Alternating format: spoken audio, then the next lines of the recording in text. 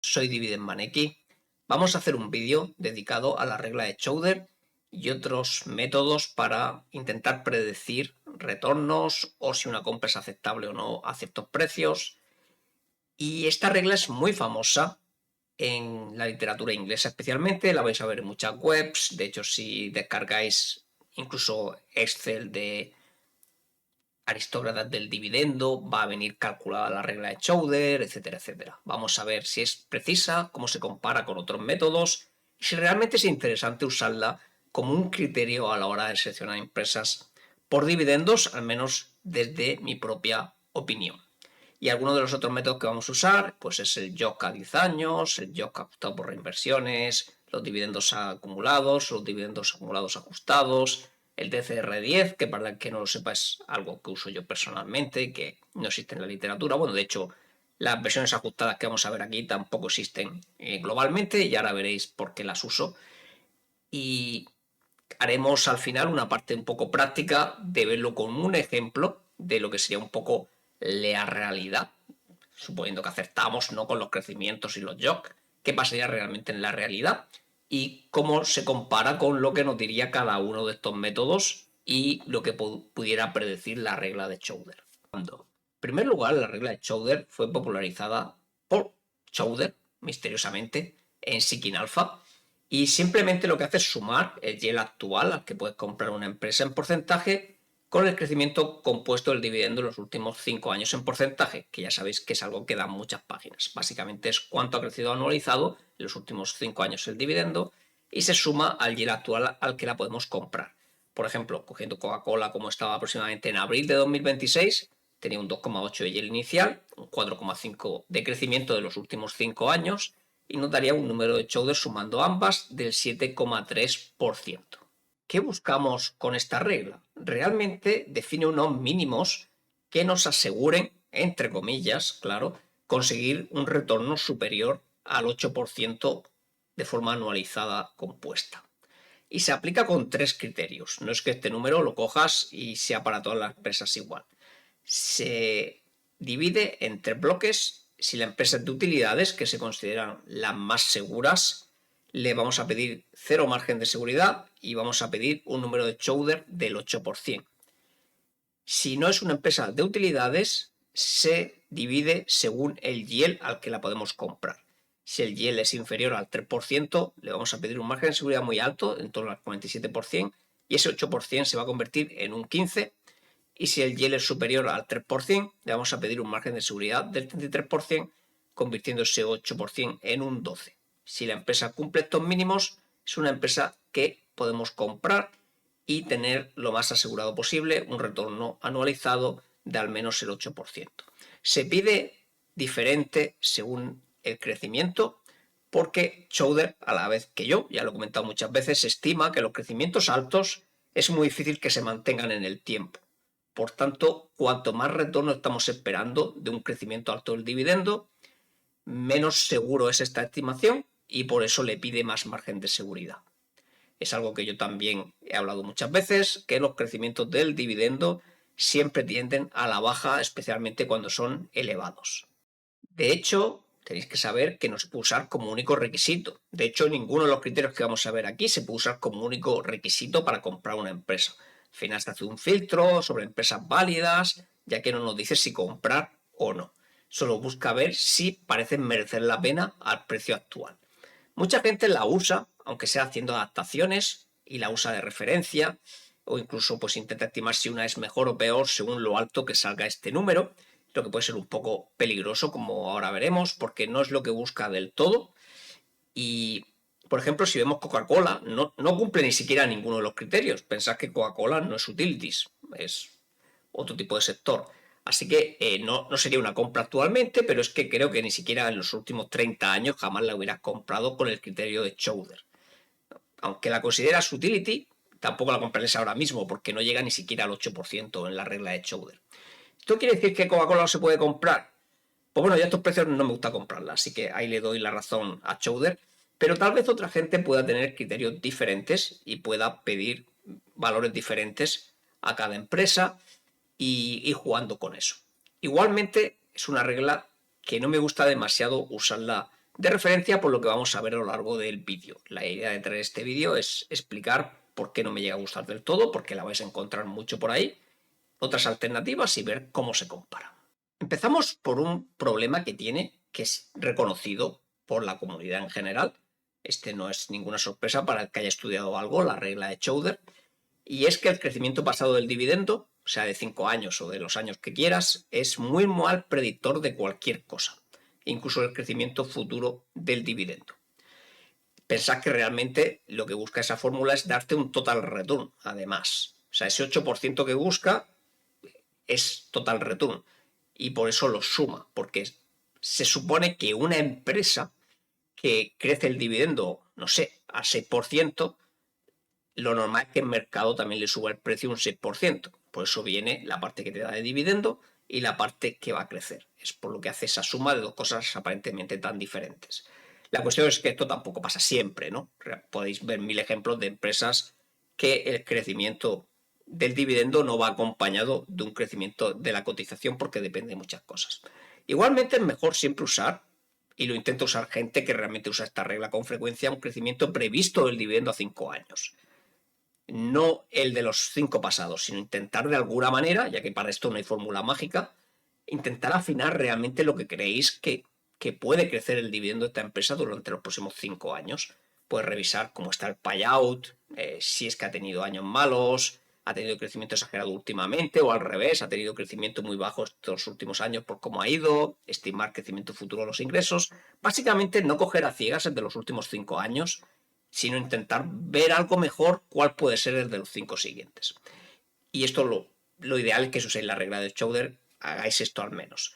¿Y qué pasa aquí? Hay gente que además lo he visto usar muy mal recientemente, porque pensad que hace 5 años casi cuando tuvimos la pandemia. Y muchas empresas recortaron el dividendo, o lo suspendieron, o estaba empezando a crecer, o estaban en momentos malos. Así que si coges exactamente 5 años y hace 5 años te coincide un evento planetario como este, ya totalmente el crecimiento ya, si de normal no predice nada, es que predice cero. Así que tened mucho cuidado y siempre darle una vuelta y no vayáis a ciegas. Vamos con mi problema, el que yo tengo personalmente, y es que realmente no es un número que indique nada tangible, especialmente si pensamos rentas. Está muy poco relacionado con las rentas, que es lo que más nos debería importar. Es algo que intenta estimar de mejor o peor manera crecimiento total, o sea, o total return, vamos a decirlo así. Y usarlo de otra manera puede llevarte a equivocaciones. De hecho, se puede ver muy claro, no hay que ser ningún genio, de ver que no representa nada cuando en el límite da ese salto tan grande. Algo que tuviera algo asentado en la realidad no tendría ese salto en el 3% porque no es nada lógico. Pensad que una empresa del 2,99% de yield, para que la compres, debería tener 3% más de crecimiento que una que tenga simplemente el 3,01. Estamos hablando de por un yield de 0,02 de diferencia le vas a pedir un 3% de crecimiento más. Lógicamente no tiene ningún sentido. Realmente, si lo estimas bien, como ejemplo, solo haría falta que tuviera mejor un 0,02% más de crecimiento o una cosa así. O sea, no un 3% más para que me refiero fuera una compra equiparable. Y esto lo vamos a ver mejor en la comparativa, como realmente no predice rentas. Así que si lo queréis usar como un criterio muy básico, que se puede hacer con una cuenta que es solo una suma en una calculadora, está bien, pero no intentéis creer que esto predice nada del futuro de una empresa, incluso que se cumplan las cifras que habéis metido en la fórmula. Vamos con otras métricas que vamos a usar en la comparativa. Esta también es muy usada, la del YOC a X años vista, que simplemente pues, es pensar a 5 años qué yield nos estaría dando si crece con lo que hemos estimado, que normalmente también se usa los 5 últimos, como hemos visto también antes, y tiene los mismos problemas que hemos visto antes, si usáis a ciegas los de los últimos 5 años. Pero bueno, esto usa al final los mismos parámetros exactos que Chowder, y la fórmula simplemente es el yield, por ejemplo, a 5 años, sería el yield inicial por 1 más el crecimiento a 5 años entre 100 o puesto en 0,0 tal, en decimales. Básicamente un 5% es 0,05. No podéis meter un 5 aquí porque si no va a multiplicar por 6 y no tiene sentido, ¿vale? Si es un 100%, pues es un 2. Si es un 5%, 0,05, etc. ¿Vale? Y ese 1 más el crecimiento puesto en decimal se eleva al número de años, en este caso 5. Y esto estimaría las rentas provenientes de esa compra, siempre y cuando no haya reinversión de dividendos. Esto, pues bueno, si aciertan las cifras que están metiendo y no reinvierte ningún dividendo, pues va a predecir, lógicamente, qué yield te está dando pues, dentro de ese periodo. Además, esto usa muy fuertemente el crecimiento, es lo que más va a impactar a mí aquí, y que además es lo más difícil de acertar. Pero aún así, en muchas situaciones puede darte mejores comparativas que Chowder, siendo también algo muy sencillo de aplicar. Por supuesto, no tiene de ninguna manera en cuenta la reinversión, que ya sabéis que es algo que no me gusta quien siga mínimamente el canal. Vamos a ver cómo podemos mejorar esta métrica. En mi opinión, ya lo veremos si luego resultan las cifras, es hacer un ajuste al crecimiento, de forma que podamos tener mínimamente en cuenta las reinversiones. A esto yo le suelo llamar el ajuste Maneki, porque es que parece que solo lo hago yo, aunque para mí es bastante lógico intentar meter las reinversiones en cualquier estimación de rentas futuras, pero por lo visto no es tan aceptado en la comunidad, vamos a decir así. Y en este caso, el crecimiento ajustado con el ajuste sería sumarle al crecimiento de 5 años, idealmente lo mejor predicho que podamos, sumarle el yield inicial por 0,8. El 0,8 es una estimación de que vas a pagar un 20% de impuestos aproximadamente y la reinversión prefiero tenerla quitando los impuestos porque si no la exagera mucho. No tiene sentido estimar reinversiones con una cantidad que no puedes hacer porque eso tienes que pagar Hacienda.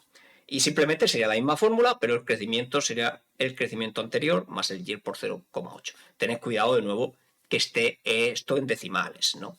No me hagáis cosas raras, yo que sé, si es un yield del 10%, te va a salir 10 por 0,8, pues tendrías que ponerle el 8%, que sería 0,08, más el crecimiento que sea. Si tiene un 2% sería otro 0,02, te sale un 0,1 aquí, ¿no? Y 1 más 0,1 es 1,1, lo elevas a 5, si son los años que quieres, y luego multiplicas por el yield inicial. Si lo hacéis alguna vez en la calculadora, enseguida se os queda. A veces explicando estas cosas parece más difícil de lo que es poderte y hacerlo. Y esto estima de forma mucho más precisa las rentas totales, siempre y cuando estemos comprando empresas idénticas a la original todo el tiempo. Al final el problema de las reinversiones es que la única forma de estimarlo correctamente con fórmulas sencillas es comprando la misma empresa o una empresa similar, me refiero que del mismo yield inicial con el mismo crecimiento. Pero de las que se pueden calcular muy fácil con una calculadora, es seguramente la más interesante de las que vamos a ver. Las otras, todas se pueden hacer con una calculadora, pero son más difíciles de recordar o de aplicar rápido. Otra métrica interesante son los dividendos acumulados en un periodo de tiempo. Aquí no es ya lo que te va a dar en ese último año, sino la suma de todos los dividendos desde el primer año hasta el último. Esto, aunque no tiene en teoría nada que ver con las rentas que recibes en un año concreto, sí que de forma indirecta está estimando las reinversiones, ya que todos estos dividendos que has cobrado es con lo que has comprado otras empresas al final, teóricamente, ¿no? Y aunque no tiene en cuenta todo, ya que, por ejemplo, nunca tendría en cuenta el crecimiento de estas reinversiones, ya es un efecto cada vez más pequeñito, por lo que teóricamente nos debería dar resultados mejores.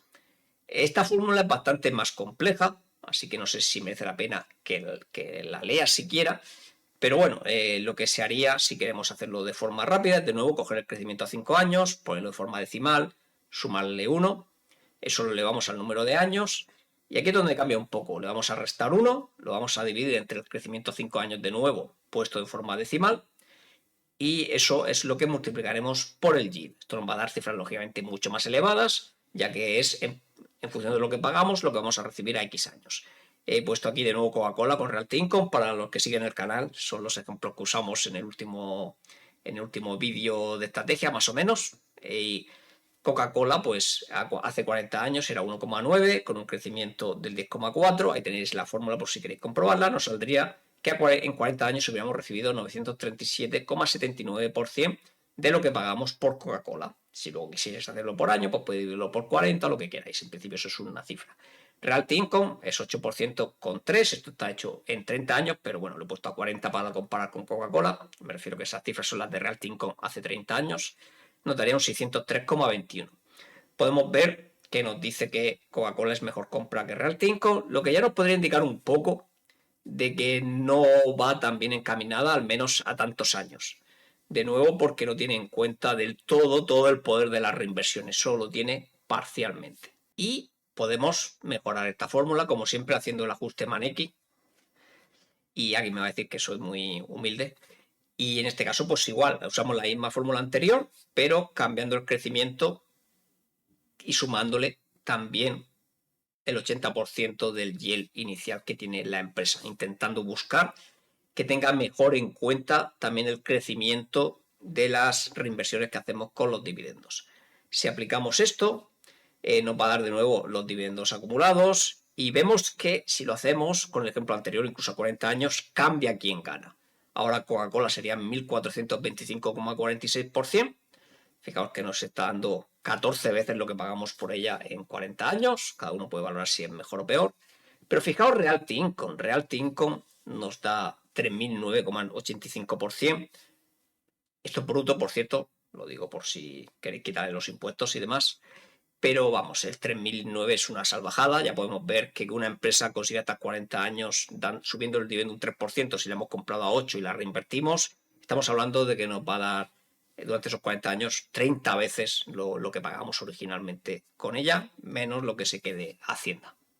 Y esta es la última, digamos, de las conocidas. Vamos a ver la más personal. Y aquí tenemos el DCR10, que es el que uso muchísimo y quien siga el canal lo conocerá. Es una fórmula muy compleja, sinceramente ni la voy a leer.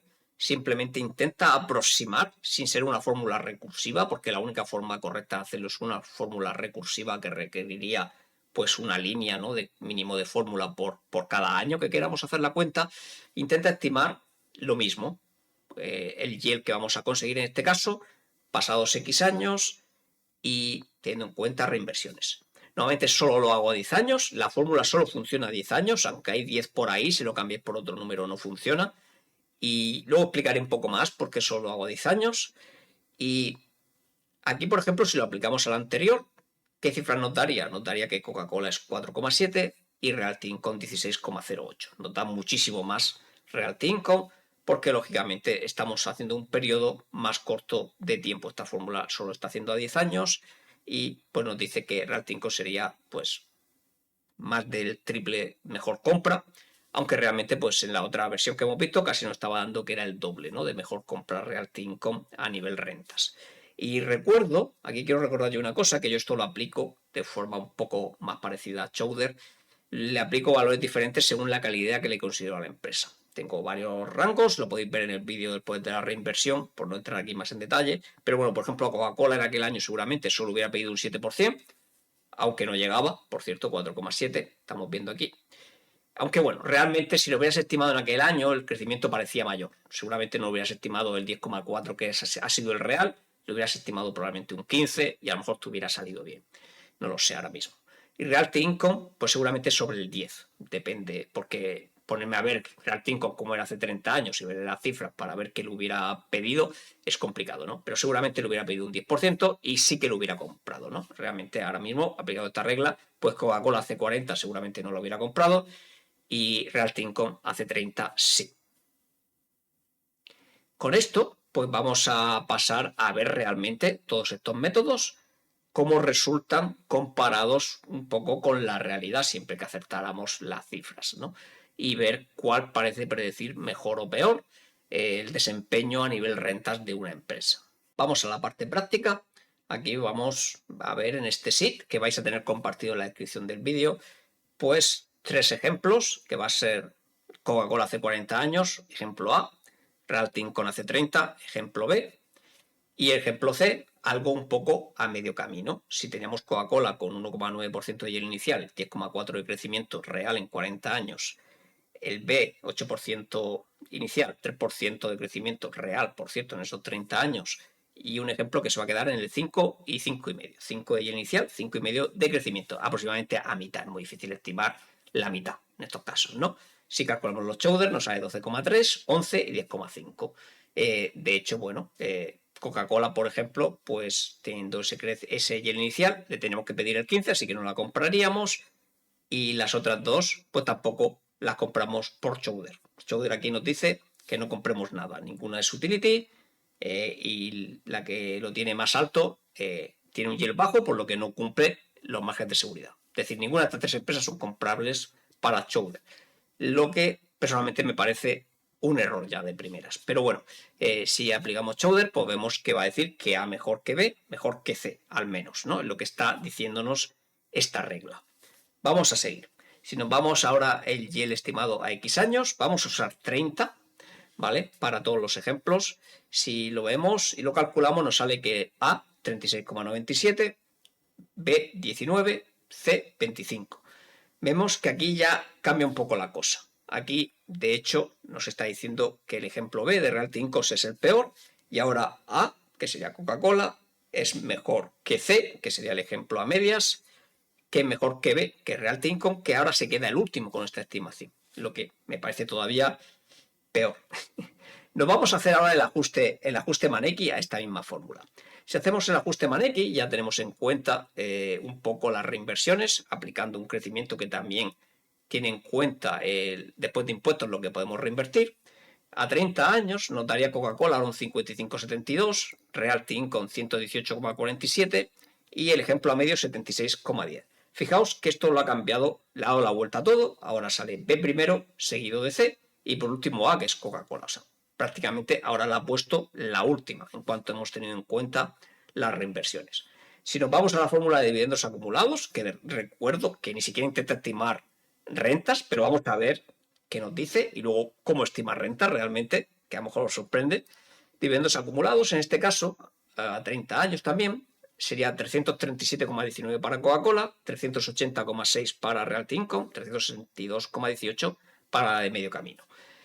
Si vemos el orden exactamente el mismo que en el anterior, sin estar estimando rentas de ninguna manera, nos dice que Realty Income mejor que la que está en medio camino y mejor que Coca-Cola, aunque las diferencias son más pequeñitas, realmente están todas mucho más cerca, ¿no? Y si hacemos de nuevo el ajuste Maneki aquí y hacemos lo mismo, pero teniendo en cuenta que estamos reinvirtiendo, ya nos da el mismo orden, pero con diferencias mucho más grandes. Fijaos que aquí Coca-Cola 451,48, Realty Income 1175,22 y la que está a medio camino 748,44. Fijaos que sigue siendo el orden B mejor que C, mejor que A, y básicamente pues ya las últimas nos han salido todas así, y son las dos primeras, Chowder y el Yela X años sin tener en cuenta reinversiones, son las que nos han salido órdenes diferentes. Ahora nos vamos a la personal, el DCR10, reinvirtiendo en la misma empresa en este caso, y pues nos da esta cifra de aquí, 5,69%, que esto sí intenta ser un joke a esos años, teniendo en cuenta reinversiones para Coca-Cola, lo que parece pues bastante bajo, un 16,85% para Realty Income y un 11,36 para la empresa medio camino. Recordad que esto solo se calcula a 10 años, por eso parecen tan bajos, ¿no? Pero esta fórmula es que no se puede usar a más años porque pierde toda la precisión, ya que es una aproximación.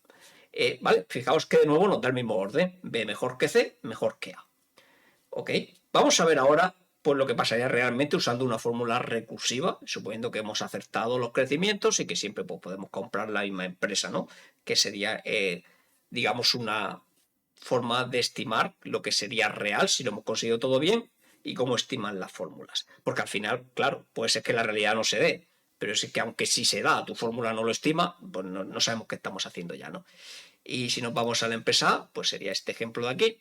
No vamos a entrar mucho, pero vemos que las rentas a 30 años se nos quedan en 46,43, ¿vale? Esto sería la realidad. Lo que recibiríamos, esto es lo que intenta, es un yield, teniendo en cuenta también las reinversiones. O sea, que estaríamos recibiendo 30 años después de comprar Coca-Cola en este caso, un 46,43 de lo que pagamos cada año. Y esto tiene en cuenta el crecimiento y que hemos reinvertido en Coca-Cola teóricamente al mismo precio todos los años. Cosa que no se puede hacer, pero bueno, es como se puede comparar con este tipo de fórmulas. Si nos vamos a Realty Income, ahora nos sale un 102,4. Mucho mayor. Esto es lo que recibiríamos después de 30 años, habiendo tenido Realty Income y comprando siempre empresas iguales que ella, con 8% de yield inicial y 3% de crecimiento. Si nos vamos a la que está a medio camino, nos sale 64,9, ¿vale? No mucho más que decir aquí. Esto es lo que sale haciéndolo recursivo. Y esto es lo que me refiero con, si queréis fórmulas recursivas para hacer precisión, pues tenéis que tener una fórmula o varias por cada línea y no se puede agrupar en una sola celda como teníamos. Todas las fórmulas que hemos usado se pueden meter en una sola celda y calcular rápido con una calculadora. Esto no podrías, o tendrías que usar un Excel o usar la inteligencia artificial y explicárselo bien para que te lo estime, etcétera, etcétera. Y bueno, dicho esto, pues vamos a ver ahora la realidad, ¿no? La misma tabla con la realidad que hemos visto. De nuevo nos da el mismo orden, el BCA. Así que está diciendo que, bueno, quitando Chowder y quitando el yield estimado a X años, todas las demás al menos han acertado el orden. La del YOC ajustado, la de dividendos acumulados, dividendos acumulados ajustados, el DCR10, todas nos dan el mismo orden que la realidad de las reinversiones, lo que no debería ser pues muy sorprendente, ya que cada una intenta un poco estimar mejor el efecto real, ¿no?, de haber invertido y reinvertido. Y ahora vamos a ver la precisión. Para ver la precisión lo que vamos a usar, se puede usar muchos sistemas, quiero usar uno simple que podéis entender todos. Vamos a estimar, como la realidad es esta, pues vamos a ver la mejor entre la peor. Y cuanto más se acerque a la realidad, creemos que estima mejor cómo comparar empresas entre sí. ¿Vale? Si la realidad es que pues B es un poco más del doble mejor que A, pues cuanto cualquiera de estas fórmulas nos dé más cerca de esa cantidad, consideraremos que es más precisa, por si alguien tiene curiosidad. Yo también tenía mucha curiosidad, de hecho, hacer esto. Yo no sabía lo que iba a salir y lo he ido haciendo y me lo he pasado genial. Así que vamos a ver. Y si los ponemos aquí, Chowder está diciendo que es un 89%. La realidad es un 236, ¿vale? Vamos a ponerlo aquí en rojo para que se vea bien. ¿Vale? O sea, cuanto más cerca esté de 236, mejor ha acertado, ¿no? El Chowder es un 89, lo que es un error de menos 62%. No ha acertado nada. Que también es de esperar, porque Chowder, de nuevo, intenta en todo caso predecir un total return. Tampoco lo predice muy bien, ¿vale? Pero lo que intenta predecir es un total return, aunque sea un método que se usa en inversión por dividendos. El YOC a 30 ha dicho un 53, así que es el peor de todos, un error del menos 78%. El YOC ajustado es un 213, en este caso solo es menos 10%, mucho más cerca de la realidad. El acumulado de 30 años, que aunque no intenta estimar rentas, pues da un 113, que es un menos 52%, que aún así pues es mejor que el Chowder o YOC a 30. Y dividendos acumulados ajustados da un 260, que es un 10%, pero en el otro sentido, en lugar de infravalorar, ha sobreestimado, ¿no? Un poco. Vamos a poner un decimal más. Realmente, a la hora de la verdad, YOC ajustado a 30 ha sido un poco mejor, es 9,8 si le pongo otro decimal, y el acumulado ajustado 10,4. Se ha ido un poquito más y se ha ido por encima. Y el TCR10, fijaos, da 296 y lo ha sobreestimado en 25,6. Así que aquí hay una cosa curiosa, ¿vale? Fijaos que el personal que yo uso aparentemente es peor que dos otros, que estiman mejor las rentas. En parte yo creo que veis la lógica, porque DCR10 solo lo he calculado a 10 años y estamos haciendo las cuentas a 30, pero bueno, se ha quedado más cerca que casi todos los otros métodos, menos 2, y además pues ha dado el orden correcto, al menos con estos ejemplos. Lógicamente en ejemplos más ajustados tal vez no daría el orden correcto. Así que, teniendo en cuenta esta tabla, vamos a explicar por qué yo uso DCR10 y por qué lo considero el más interesante para tener de referencia. Recuerdo que esto no es una decisión de compra. O sea, esto es otra forma de comparar cómo están dos empresas o cómo te puede rendir la compra. No puedes decir que aquí me ha salido 10, esta me ha salido 15 y voy a comprar esta 15 veces y la otra 10. O voy a comprar esta un 50% más, o solo voy a comprar la de 15 y la de 10 no la compro. ¿Vale? Solo es otro ejemplo más de por dónde pueden ir las rentas que podemos estimar de una compra. Bueno, ¿por qué uso DCR10? Una cosa afecta a muchas de ellas y es que estimar crecimientos a largo plazo me parece imposible. Bueno, es imposible. Cuanto mejor queramos estimar, tenemos que usar plazos menores. Pero estimar a pocos años hace que nunca quieras comprar nada con crecimientos altos de dividendo, lo que tampoco sería real. Es una de las razones por lo que prefiero usar fórmulas a 10 años. Igualmente, hay otras fórmulas de las que hemos visto aquí que también predicen bien a 10 años y las podríamos utilizar. ¿Vale? De hecho, el YOC ajustado a X años es una medida que me parece espectacular. Hemos visto que ha salido la que más se ha acercado en precisión a 30 años, así que es una que también se puede usar muy bien. La cuestión está en el otro punto. El otro punto es el que me hace que yo personalmente, como referencia, use el DCR10, y es que permite cambiar la fórmula para usarse y reinvertir en empresas promedio. No reinvertir en la misma empresa. Todas las demás fórmulas solo pueden usar reinversiones en la propia empresa, o sea, una empresa que está dando el mismo yield inicial y el mismo crecimiento. Que puede ser una mejor o peor estimación, pero en mi opinión lo que hace es exagerar algunas situaciones, infravalorar otras. Creo que es mucho más cercano a la realidad dentro de lo que podemos en el mundo de la inversión hacer reinversiones en empresas promedio, el promedio de nuestras compras en cuanto a yield y crecimiento. ¿Vale? Y esto sí se puede hacer con el DCR10. La fórmula cambia un poco. Podéis ver el vídeo del poder de la reinversión si queréis verla y tenéis enlazada la fórmula separando esto. Bueno, de hecho la habéis estado viendo seguramente cuando estaba haciendo los cálculos de la realidad, que también tenía como dos columnas porque podía reinvertir en empresas diferentes, aunque estaba igualado en el ejemplo que hemos hecho. Y me parece que es la más asentada en la realidad dentro de lo posible. Como digo, es una estimación, además como no es recursiva, eh, no te da la precisión exacta, pero también yo la uso como aproximación y luego si quiero precisar más, lo que hago es calcular la recursiva concreta para esa empresa si quiero saber exactamente lo que pasaría si he acertado, ¿no?, con el crecimiento y el yield a la cantidad de años que yo quiera. Y bueno, con esto quería concluir este vídeo. Recuerdo que todo esto es a la hora de conseguir rentas. Si vuestro objetivo en la vida es conseguir mucho patrimonio, este tipo de estimaciones no son muy correctas, ya que normalmente en algo sí que tiene razón Schroeder, bueno, en muchas cosas tiene razón Schroeder, no solo en esta, es que las empresas con más crecimiento de dividendos sostenido en el tiempo siempre suelen crecer más también en cotización. Ahí entraría otro aspecto totalmente diferente. Y si queréis buscar total return por alguna razón y nos importa tener menos rentas, sinceramente, pues todo lo que he explicado en este vídeo nos vale de demasiado. Aunque sinceramente, Schroeder tampoco estima demasiado bien total return, aunque acertéis los parámetros que metéis. Pero bueno, al menos da unos mínimos que si estáis por encima de ahí, muy difícil que no consigáis total return por encima de lo que sería indexarte al mercado, por ejemplo. Así que cumple, digamos, un poco los objetivos que se había marcado Schroeder a la hora de crear esa fórmula. Despedida, como siempre, comentad qué os ha parecido y qué os gustaría ver, ya que ayuda mucho al canal. Podéis dar me gusta, suscribíos, activar la campanita si queréis ver todo el contenido futuro. Yo no soy muy de spamear, por suerte o por desgracia, según como lo veáis. Normalmente hay un vídeo cada 5 o 6 días en los mejores momentos del canal, y si no, todavía más separados. Me podéis seguir en la red social X como DividendManX. Y para los siguientes vídeos estoy barajando muchos de ellos. Quiero hacer uno Geraldine Ways, porque es algo también que se ve mucho en la comunidad y que a veces se aplica no del todo bien, y me gustaría explicarlo en precisión. Es una estrategia buena, pero es una estrategia un poco diferente a la estándar de dividendos. Y también quiero hacer el de bancos y aseguradoras. Seguramente tendréis uno de esos dos muy pronto en el canal y el otro tal vez el mes próximo, si todo va correctamente. Me despido con esto. Suerte en las inversiones.